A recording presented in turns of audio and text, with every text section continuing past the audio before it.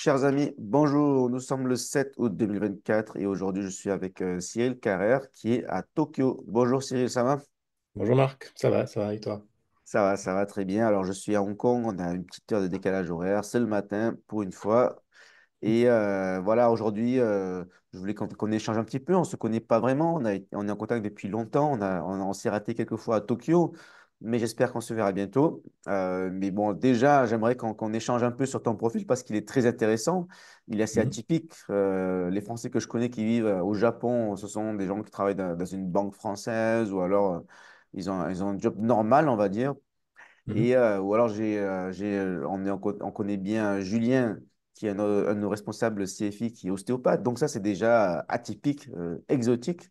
Mais bon, même ostéopathe, encore, on va dire que c'est un job normal. Mais toi, alors, tu es écrivain. Alors, entre autres, Exact. Entre autres, est-ce que tu ouais. peux déjà te présenter et nous dire ben, ce que tu fais exactement au Japon? Ouais, bah alors j'ai 41 ans, je suis au Japon depuis 7 ans.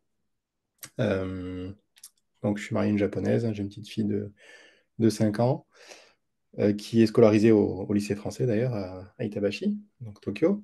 Euh, et donc, ouais, comme tu disais, je suis écrivain. J'ai publié mon premier roman en 2018, donc c'est un peu après être parti en fait de France. Donc j'ai pas vraiment fait les choses dans les règles. Mais aussi à côté, moi je travaille aussi à côté, hein. Je suis chef de projet dans l'informatique, dans une compagnie japonaise. Voilà, depuis que je suis arrivé quasiment, je suis dans ce secteur-là. Mais effectivement, mon quotidien se découpe vraiment entre le travail et l'écriture, qui me prend quand même pas mal de temps, et la promotion, qui me fait aussi pas mal voyager en France voilà, je reviens pour les D'accord. Et événements. le côté chef de projet, job normal, c'est quelque chose qui te prend bon, évidemment ton temps plein. Ouais. Est-ce que tu veux être écrivain à temps plein? Est-ce que c'est l'objectif? Alors à temps plein, j'aimerais bien. Ouais, ce serait génial. Ce serait génial. C'est pas impossible. Il faut juste persévérer et puis aussi se diversifier. Parce que en tant qu'écrivain aujourd'hui, je pense que on pense écrivain, livre, mais il y a aussi tout le côté adaptation qui existe. Que ce soit des films, des séries, des BD, des mangas. Enfin, il y a tout un tas de manières de se diversifier. Et je pense que pour vraiment dégager un revenu suffisant pour bien en vivre, il faudrait vraiment voilà, pouvoir se diversifier. Et voilà, c'est toujours cet équilibre entre le travail et normal, je dirais, et le temps consacré à l'écriture et à ses dérivés qu'il faut voir, en fait, qu'il faut essayer d'optimiser, quoi. Mais c'est D'accord. faisable, ouais, c'est un truc que je vise. Et après, faut faire un petit peu de volume aussi, je suppose, Oui, pour ouais, ouais, cultiver. ouais. Il faut être régulier, il faut être. Et c'est vrai qu'on ne parle pas souvent de cette problématique, en fait, de régularité. Parce qu'en fait, les gens voient les écrivains qui publient des romans. Souvent, c'est un par an, on va dire en moyenne un par an, un tous les 18 mois peut-être. Mais c'est vrai que c'est quand même un rythme assez soutenu quand on y réfléchit bien. Entre les recherches, entre l'écriture, les corrections, la publication, les calendriers éditoriaux, parce que les maisons d'édition ont des calendriers à respecter, machin, c'est quand même pas évident. Mais voilà, il faut arriver à être régulier je pense, pour y arriver. Ouais. D'accord. Alors, tu Mhm. as dit que tu as écrit ton premier roman après avoir quitté la France. Alors, C'est c'était ça? à peu près, c'était concomitant. J'ai commencé l'écriture en France et puis j'ai Mhm. publié quand je suis arrivé au Japon. Donc, Euh, écrivain en français en dehors de la France, au exact. Japon. Et Voilà. ça a Alors, été. j'avais pas anticipé, hein, je savais pas que ça allait Ouais. marcher, etc. Donc, bon, j'étais content, hein, bien sûr. Euh, D'autant plus que ça m'a permis de commencer à revenir en France régulièrement euh, pour cette activité, ce qui n'était pas vraiment prévu non plus. Donc, c'était vraiment du bonus, quoi. Oui, parce que c'est édité en France, c'est Ouais. imprimé en France, c'est imprimé. Ouais. Je Donc, suis édité en France et donc en français pour l'instant. Et donc publié en France, en Suisse, en Belgique et au Canada, et dans les pays francophones aussi. bah, tu fais partie des Français de l'étranger qui ont de l'activité en France, Exact. qui font travailler en France, qui payent des impôts en Ouais, France, en ouais, tout cas sur aussi. ces livres, etc. Donc, c'est très bien. Exact. Ah, il faut, non, c'est bien. Non, c'est cool. Donc bien, Alors, après, bien sûr, je vise une traduction bien et sûr. Ouais. tout ce qui Alors, est-ce que s'ensuit hein, tu peux aujourd'hui. nous dire rapidement alors, sur quel style tu écris, quel genre de Mhm. roman, combien tu en as fait? Alors, je vois que tu as une page Wikipédia. Donc, Ouais. voilà, tu es déjà Quelqu'un quelqu'un qui s'y est. d'assez implanté et connu dans ton domaine. Je vois que Mhm. tu as des sites internet. Donc, je vois deux romans, La couleur d'Izanagi et Avant de sombrer. Qui sont mes deux J'en derniers, vois ouais. un autre, Grand froid. Donc, Ouais. voilà, j'ai vu que tu m'as envoyé quelques liens. Est-ce que tu peux Mhm. dire quelques mots sur tout ce que tu m'as envoyé? Ouais, bien sûr. Ben, alors, j'ai écrit 5 romans au total depuis ce temps-là. Donc, depuis Grand Froid, qui est mon premier, effectivement, qui est celui qui m'a fait connaître, euh, jusqu'à mon dernier, qui est La couleur d'Izanagi, qui est paru cette année, euh, qui parle voilà, qui traite du Japon notamment. Donc, c'est un projet que j'avais de longue date aussi d'écrire sur le Japon. Ça a pris du temps pour y arriver. Euh, donc, effectivement, ouais, j'écris dans le domaine du thriller, suspense, plutôt, du polar.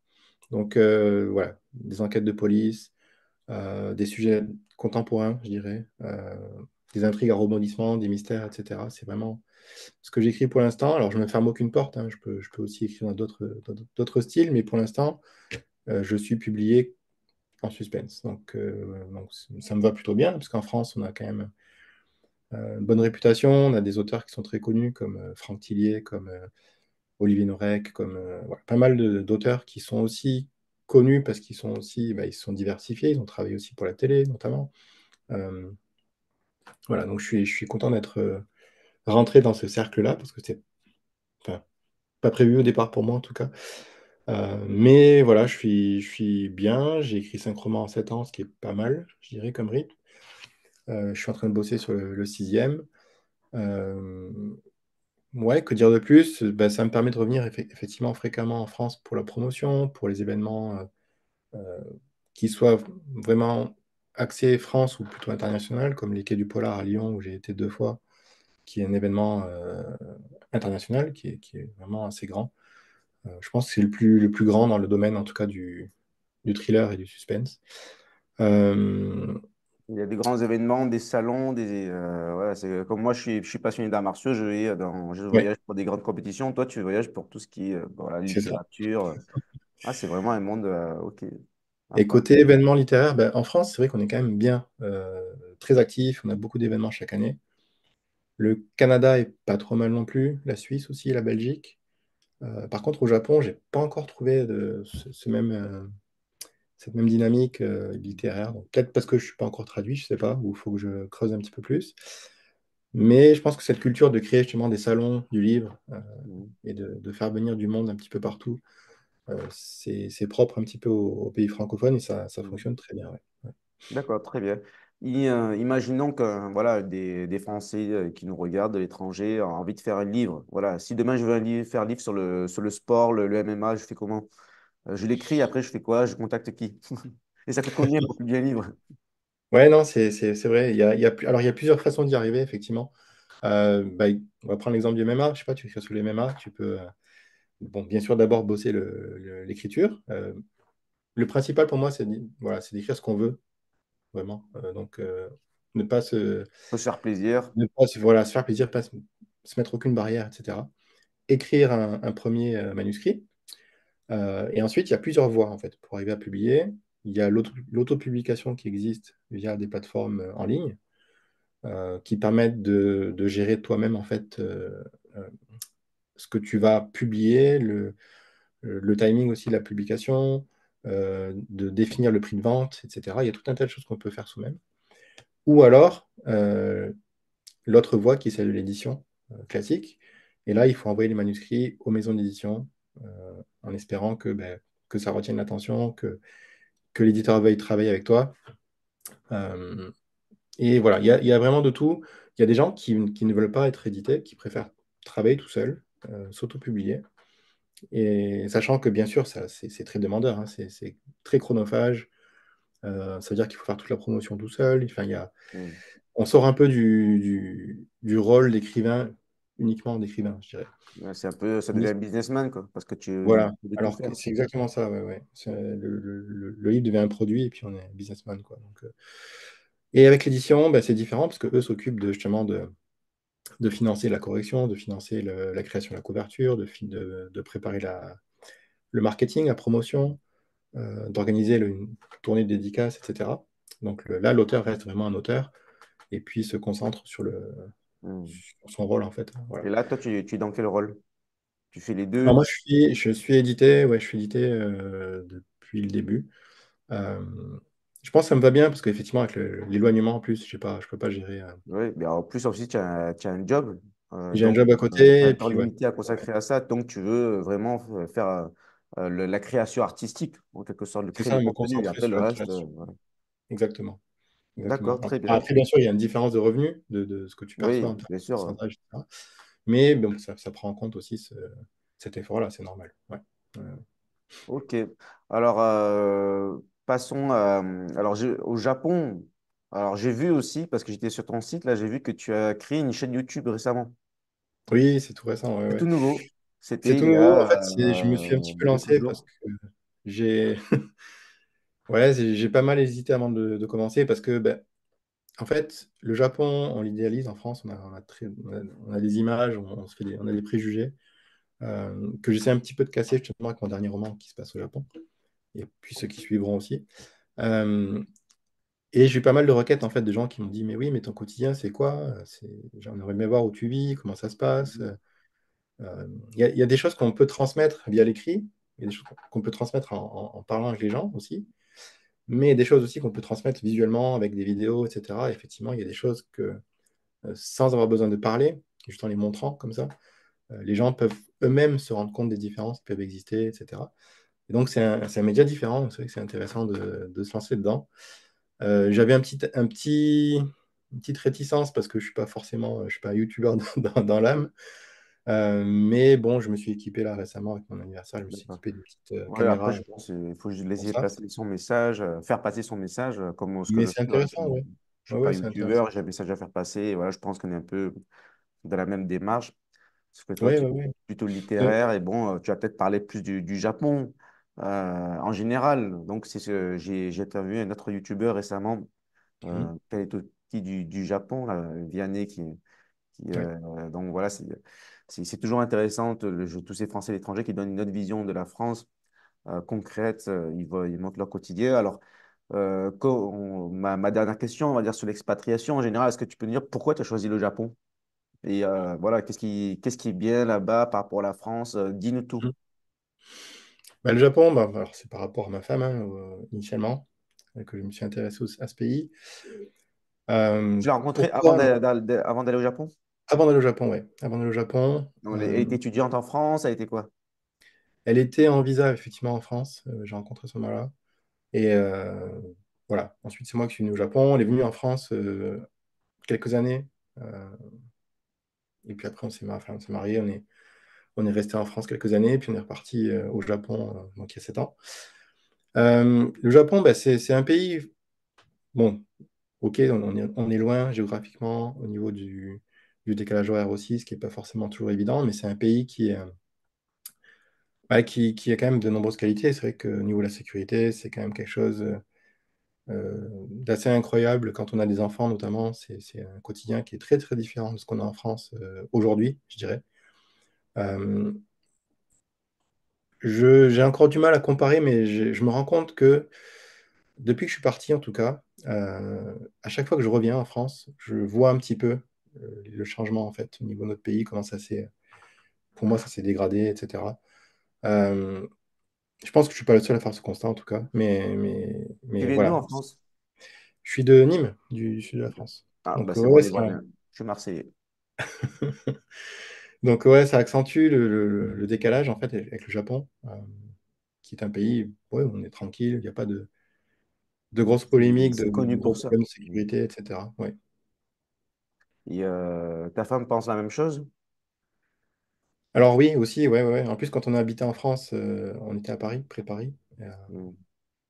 Et donc, quand je parle un petit peu avec elle, je lui dis, mais est-ce que tu penses qu'un jour on pourrait retourner habiter en France, etc. Elle pense que oui, mais elle me dit tout sauf Paris, en tout cas. Ça, c'est sûr, tout Ouais. sauf Paris, qui Ou alors à concentre. Paris, mais dans un bunker, quoi, hyper Ouais, clairement, mais sécurisé, très beau quartier. c'est intéressant parce que les Japonais ont une vision, enfin, avaient une vision, en tout cas, je ne sais pas si c'est toujours d'actualité, mais de Paris qui était vraiment, tu sais, idyllique avec Ouais, les bah, c'est boulevards, pour les ça que je te pose la monuments, question, etc. parce que c'est connu que le syndrome de Paris, ou je sais plus comment on appelait C'est ça, ça, ouais. Ouais, ouais. voilà, donc d'Asiatiques et en particulier des Japonais ont un choc. Ils ont une image de la France romantique, etc., etc. Et cetera. Et d'ailleurs, Mm. il y a une vidéo qui est sortie il y a environ 2 ans, je crois, créée par Atout France, qui montrait Paris comme un manga très beau, etc. Et donc, c'était surréaliste. Et donc, ça fait un petit buzz. Plein de personnes ont commenté dans la toile en disant, mais c'est pas vrai, c'est pas ça, c'est de la fausse pub. Et voilà, donc, je voulais montrer tout ça, en fait. Mais j'ai pas eu le temps de setup. Je suis encore un débutant. Voilà, je vais essayer ajouter quelque chose à la vidéo, sinon je la balancerai comme ça. Ok. Mais voilà, en tout cas, il y a pas mal de choses à dire sur le Japon. Ouais, ouais, En tout cas, clairement. pour l'instant, voilà, tu es bien au Japon. Est-ce que Ouais. voilà, bon, quelqu'un qui veut aller au Japon, tu donnes quoi comme conseil? Comme conseil, oh, Ouais. Pour trouver un job ou pour ah, s'acclimater, pour s'installer? culturellement, voilà, ou alors oui, pour s'installer, voilà, qu'est-ce qu'il faut faire avant de partir, à quoi Ouais. s'attendre, est-ce que, Je pense qu'il faut être bien préparé. Je pense en termes de projet, même financièrement, avoir quand même une arrière-base voilà, financière. Euh, Trouver un job, c'est pas toujours facile depuis la France. Effectivement, il vaut mieux être sur place. Donc voilà, il faut avoir le temps et les ressources nécessaires pour se donner le temps de s'installer correctement. Euh, Ensuite, le mieux aussi, c'est de parler au moins un minimum la langue. C'est vrai que je vois beaucoup de gens encore qui veulent y aller parce qu'ils aiment le pays, parce qu'ils ont été touristes, euh, que ça leur a plu, etc. ça Mais il y suffit a quand pas, même un hein. décalage entre le fait de visiter un pays et le fait d'y habiter, bien sûr. Je pense que c'est valable pour tous les pays. Euh, donc voilà, être bien préparé, avoir des bases solides, tant financières que linguistiques, je dirais. Donc c'est vraiment quelque chose qui est important. Après, le pays s'ouvre un peu plus hein, aux étrangers, effectivement, parce qu'ils ont besoin d'avoir Oui, parce qu'ils ont une population qui est vraiment déclinante, vraiment déclinantes. donc ils Ouais, cherchent de ouais. la main-d'œuvre partout. Donc il y a un besoin qui est là, donc il faut y répondre, mais je pense que pour se donner toutes les chances, il vaut mieux être voilà, bien préparé, puis maîtriser. Comment les Japonais perçoivent ça? Bon, ils sont connus, enfin connus. On dit souvent que les Japonais sont un peu racistes. Qu'est-ce que tu en penses? C'est quoi ton vécu?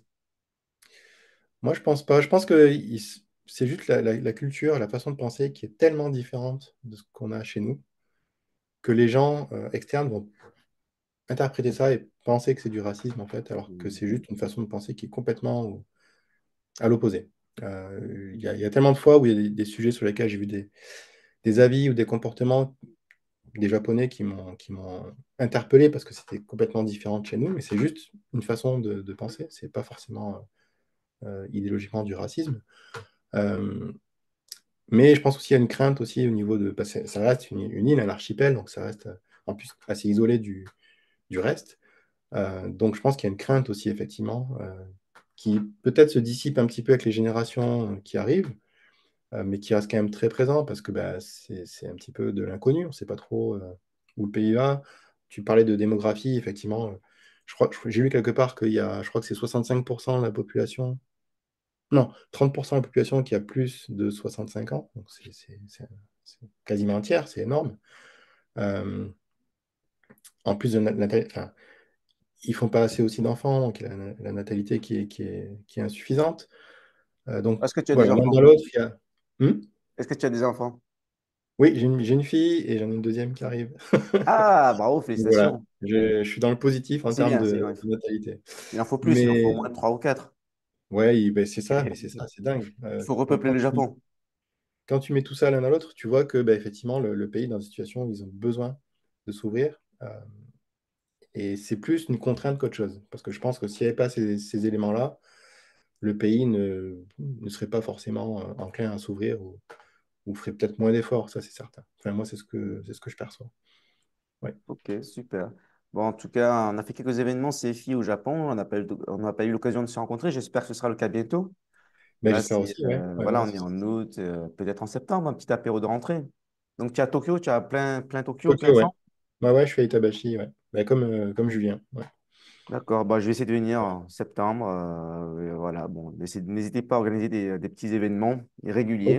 Ouais, tu vois, ouais, tu seras le C'est bienvenu. comme Ouais, ça, c'est utile, c'est ça aussi ouais. pour, ne serait-ce que pour trouver un job, ou enfin, peut-être pas pour devenir écrivain, mais bon, pourquoi pas? On peut rencontrer un Ouais, éditeur dans une soirée. on sait jamais, on sait Et, jamais. Ouais. voilà, voilà. Très bien, mais en tout cas, ça fait plaisir d'avoir pu échanger avec toi. Mais moi Enfin, aussi. on était en Moi aussi. contact par divers moyens et j'espère à bientôt en personne à Tokyo ou ailleurs, ou si tu viens me voir à Hong Kong. Ok, avec plaisir. À Ça bientôt, Cyril. marche. À Bye bientôt. bye. Bye bye.